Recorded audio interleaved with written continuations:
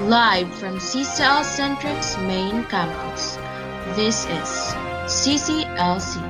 CCLC, our place of learning, your place of fun.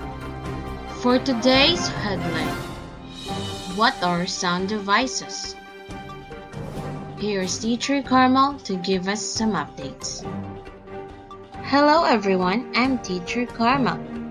So sound devices help set the mood in poetry. The first one is onomatopoeia.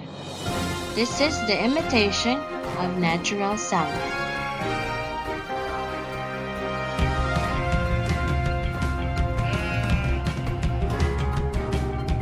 Crash, bash, boom, pow. What was that sound? Rumble, growl, slurp, smack. Did you? The next one is assonance. It is the use of the same vowel sound with different consonants. The vowel sounds are a, e, o, u. So here are some examples. The cat ran after the alligator. We light fire in the mountain. So the vowel sounds in those particular examples are a and e. The third one is alliteration. It is the repetition of identical initial consonant sounds in successive or closely associated syllables. Here are the examples of alliteration. She sells seashells by the seashore.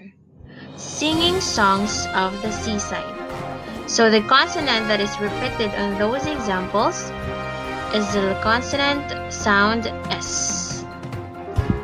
So once again, the three types of sound devices are onomatopoeia, assonance, and alliteration. You just have to remember that onomatopoeia imitates, assonance or the vowel. Okay, that's it for now everyone. Our next lesson will be a piece of cake to all of you. Break a leg everyone. See you! This has been Teacher Carmel. Thank you for watching. And that was the latest news live from CCL Centric's main campus, CCLC, our place of learning, your place of fun.